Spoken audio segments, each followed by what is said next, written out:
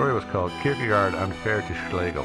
Okay. Yeah, it sounds like a story. I'm going to go out. Yeah. Yeah. Maybe in Russia. Yeah. Germany. So here's the passage. Germany, you're right, damn it.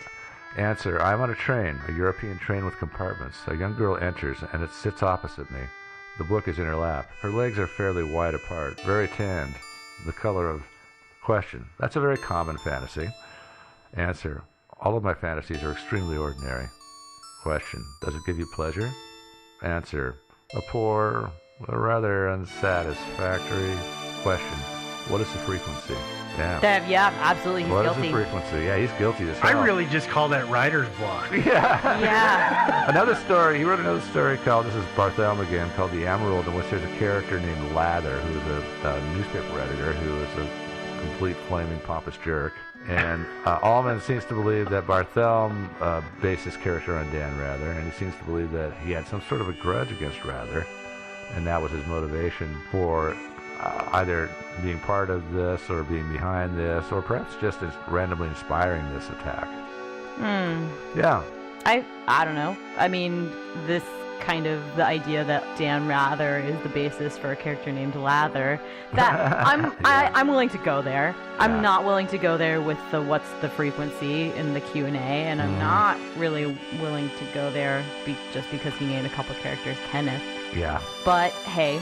Well, anyway, circumstantial. Like I said, this is an amazingly weak theory. Yep. I'm not sure that I'm pretty sure that Allman was not entirely serious about this. Well, I see here that you did give this. Actually, I've never seen you do this, but you gave this theory a score, Joe. He did. Yes, I did. Yeah, 3 thumbs up out of a possible 100 thumbs. Yeah. 100 thumbs. Yeah. So he also adapted this into a play called Kenneth, What is the Frequency?, which played a few months in New York City at the 78th Street Theater Lab in 2004. I bet that was excellent. Yeah, and that was also performed at the 2004 Edinburgh Fringe Festival. Of course it was. And it got reviewed by Variety. They gave it kind of a tepid review. Yeah, I bet. Yeah.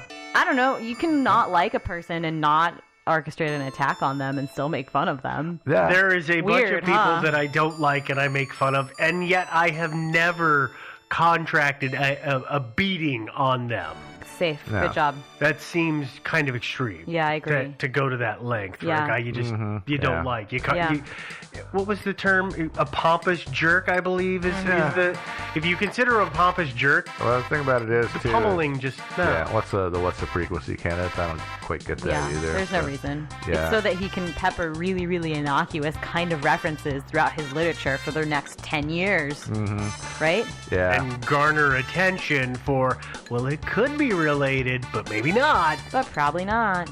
Yeah. Maybe. I don't know. Well, another theory, and this is, I think, our most solid theory so far, is that this was just a piece of performance art.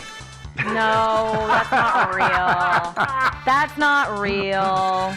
You can't fool me. Joe is now shoehorning random theories into a shoehorned theory to start with. Yeah. There's another theory out there on the shoehorned, somebody ordered this as a hit kind of train that Steve ended up, I think, doing a lot of more research on than I did, because he got really excited about it. I really shouldn't have spent the bed at like 1:30 in the morning for being on the internet. Nope, you shouldn't have. But it involves... I was beating the bushes. You were beating the bushes. Yeah. Yes, yeah. Because this deals entirely with the Bush family. Yeah. Dan Rather has a reputation for, as his editors and producers will say, pissing people off. Yeah. He's good at getting to the core and finding what's going on, or at least finding out how to ask the right question to really rattle somebody and get new things out of them. Yeah. I mean, that's a skill that is an admirable one when you're in that profession. Mm-hmm. He did not have the best relationship with George H.W. Bush. Yeah, the first Bush Sr. Yeah, Sr., 41. who was 1988 to 1992 was president of the United States. Yeah. And during that time, when Bush was running for president, the whole Iran-Contra affair had broken open and like a nest of spiders, and it was a terrible, terrible thing for people in politics, and it really destroyed a lot of careers. One of the people that Rather went after was George Bush Sr. And I understand this is 2 years after the beating. I've seen, and I had a hard time trying to find an archive of all Dan Rather stories that was easy to go through, but I was going to say, that would be massive. yes, it is a massive, therefore nobody's really put it together. Yeah. But, even Dan Rather himself. But Yeah, the he's point got a is, website. He does, but it's not all that user-friendly. Yeah, no, I've looked at it. Yeah, but the point is, he wasn't afraid to go after Ronald Reagan and after George Bush Sr. And he seems to have, according to this theory, really, really peeved off Sr. to the point that George Bush Sr. sent a couple of guys after him to beat the crap out of him. That seems legit. Seems fair. Yeah. Hey, you're a political figure, you're the vice president of the country, you can do whatever you want, according to this theory. I'm not going to say that's true, but that's according to this theory. Yeah, As long okay. as you don't get caught. And, of course, then they beat the crap out of him. They say something that I can't even draw a guess as to what it means. But this, of course, then prompts Dan Rather to do his failed ambush on George Bush Sr. in 1988. Yeah, it didn't work out so well. It didn't. Okay. For him. This, for anybody who doesn't know, Bush Sr. was running for president. He was still the vice president, and he agreed to go on CBS to do, I think it was about a 9 or 10 minute interview with Dan Rather about his presidency. And immediately Dan swings it back to the Iran-Contra affair. Yeah. I'm not going to go into the whole thing. Watch it. It goes terribly. Senior takes the reins away from Dan Rather. And tears him a new one. And tears him a new one and runs the whole thing. Yeah. I actually started, I was watching it on YouTube. I actually pulled up another website just so I could look at something different. So I didn't have to see George Bush Sr. in his 1988 terrible giant glasses and Dan Rather with the look of the deer in the headlights because he was just getting ripped apart. Yeah. But from then on, I mean, the family, he and the family have not gotten together, gotten along well. Yeah. There's, the Killian documents? Well, see, this is what I think that moment might have been the beginning of Rather's downfall. It was the Because- beginning of the downward downfall, slide, though that because- took almost 20 years. Well, it did a while, but you know, he had his chance. He had his chance in 2004 when W was up for re-election. George W. try Bush Yeah, Jr. 43. And he had his chance. He hoped to try to take him down and make him lose that election. And he got some obviously pathetically forged memos from this guy. So wait, George yeah. Bush Sr. was the 41st president. Yeah, Bush and Jr. W was the 43rd. Yeah. And yeah, so go ahead, because I was going to explain it, but you know this. Oh yeah, it's the Killian.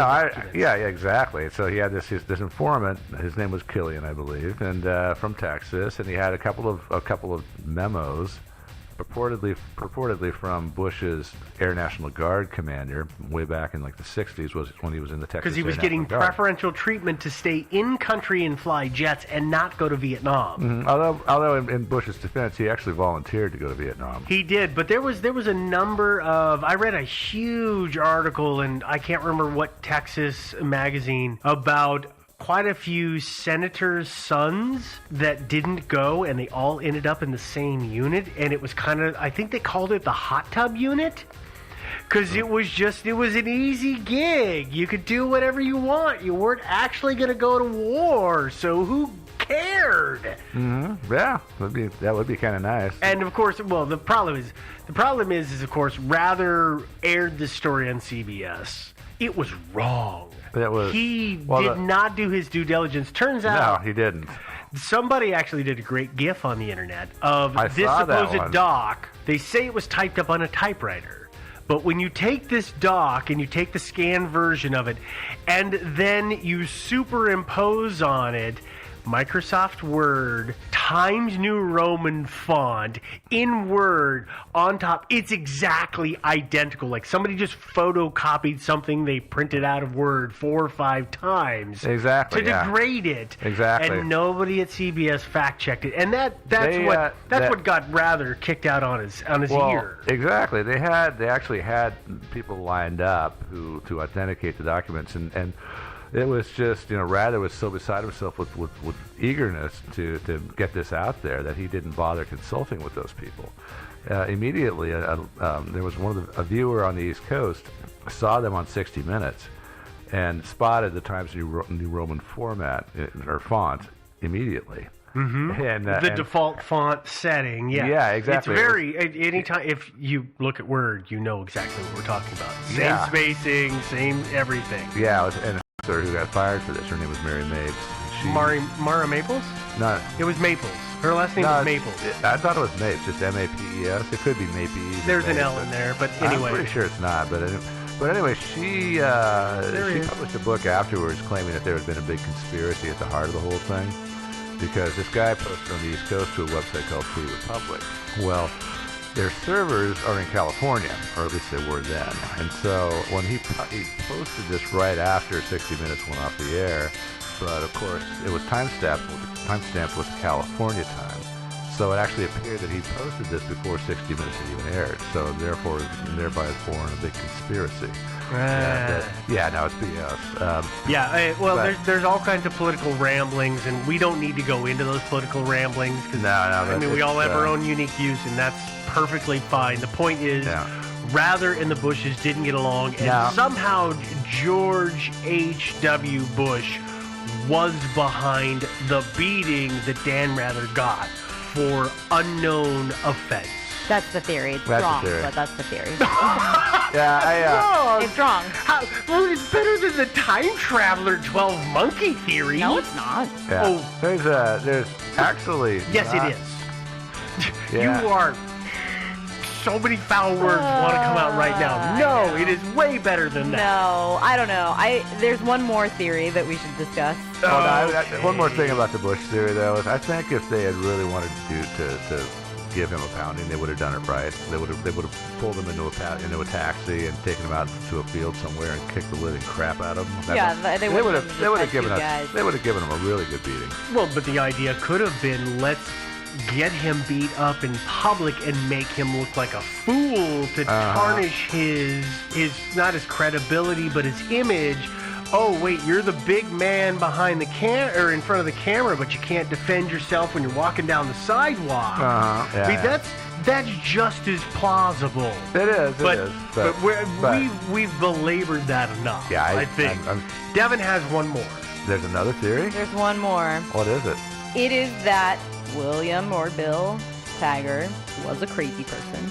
Could have just been in and that case? attacked Dan Rather because he thought he was monitoring him. Yeah, actually, there's a lot of support for this, actually. Well, yeah, it's actually not at all unusual for mentally ill people to assault other people on the streets of New York, especially and high-profile ones that they see on the TV all the time. So it turns out that the reason that Bill Taggart tried to walk into the Today Show with a rifle is because he thought he needed the rifle to defend himself, because he thought that the people from the TV were monitoring him, including bugging his car. Yeah. And that they had been watching him for a number of years, and that I don't know why he thought he would go there and defend himself. But that was the story that he told. He said he took the rifle because he thought he needed to defend himself. Didn't he say also that they were beaming messages into his head? Yes. He also said that he had information that they wanted. Mm-hmm. He was going there because he had the information they wanted, and they were requesting his presence or something to that effect. So he had to take the rifle to defend himself while he was there with them. Makes sense. Well, but did you guys read that he was so sure they were bugging the news media in general is what he's talking about. Yeah, in general. We're bugging everything in his life to the point that he went out and rented a car. I know. He didn't take his own car. He rented a car so that the bug couldn't be in it. Yeah, I think he genuinely did think this. There's a lot of support. I think that he he was sadly had some serious issues going on. And he said when he was arrested and sentenced, and he spent his time in jail in Sing Sing. All the documents from there say, he says he drunk socially, that he, smoked pot every once in a while, but he wasn't, he didn't have a problem with alcohol. He wasn't an addict. Yeah, he wasn't an addict. He was just crazy. He was just crazy. I mean, there's no was. He's still alive. Yeah, he's still alive. But that kind of does make sense for why he might try to beat Dan Rather up if he thought that the news media was bugging him or following him. If he just happened to see somebody who he thought legitimately was monitoring his life, walking on the street, by happenstance or not, he would try to defend himself from that person and go and attack that person and start beating him up. Why he would be yelling something even remotely like, "What's the frequency, Kenneth?" I don't know, but hey. I have two things to say on that. Yeah. One, what's the frequency, Kenneth? Rather may not know what was said and misremembered, or Taggart may have been in an altered state, not drug or alcohol induced, just in an altered state. So what he thought he was saying didn't come out what Rather heard, and so Rather then did his best to interpret it. But I've read the same court docs that you have. You know who's not ever mentioned in those court documents? Dan Rather. Dan Rather, yeah. The second man. Oh, yeah. Oh, yeah. That You too. know, it's, Well, of course, I it's mean- the man on the grassy knoll. The second man is never mentioned. Suddenly, Taggart is taking all responsibility, or actually, I don't even think he's taking responsibility because he's not admitting guilt. He's just saying, these are the things I did, and this is what my But problem is. he didn't talk about the Rather incident. He never Never talks does. about the Rather thing. So he wouldn't raise So- the whole second man thing. Exactly, but all we have is his psychiatrist. Is it psychiatrist or psychologist? I'm going to guess psychiatrist. I thought it was psychiatrist. His psychiatrist's information about this whole thing. So that to me is like, well, what happened to the second dude? And if he's been so open about what he did, why is he not admitting to just wailing on Dan Rather? Yeah, and also, like, where do you find a second man who's like, oh, yeah, the news media is totally monitoring your whole life. You should definitely go beat up Dan Rather. You know, I mean, that guy who's was that probably guy? That guy was probably from the Bush family or a representative of the Bush family. They sent him after them. That's that was probably how what it that is. worked. This guy knows the neighborhood that Rather lives in, and he finds this ring like doing all this stuff to him, and this guy's like, yeah, I kind of think you're right. I think you need to go on the offensive. And hey, look over there, it's Dan Rather. Yeah, no, I mean, I think, I don't know, I don't think that's the right one either, but I kind of like it though. I do want to point out, this is New York City in the 80s, the mid-80s. Yeah, that's been back before they cleaned their act up. New York was a rough town. Lots of crazies running around. Lots of folks running around. Not the safest place to be.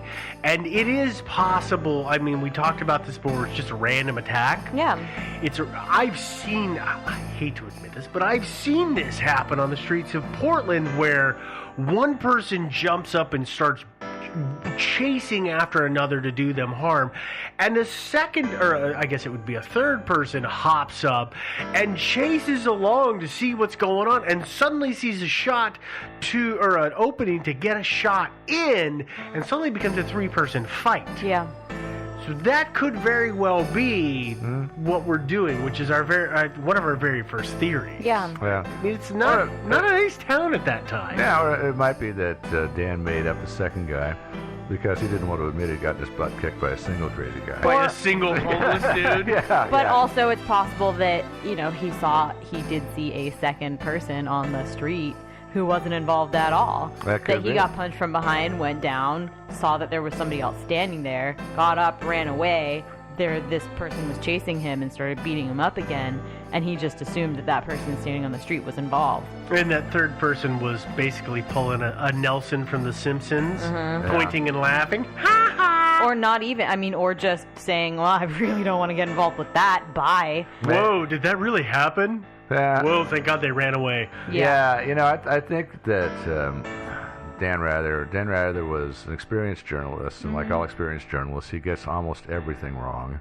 I think that's probably basically why this whole thing Always is possible. Just kind of doesn't make any sense at all. Yeah. Well, with that unsatisfactory ending, Well, I thought you that's said this was not unsolvable, Devin. it's not unsolvable. All we have to do is find Kenneth. Well, get out a phone book. Yep.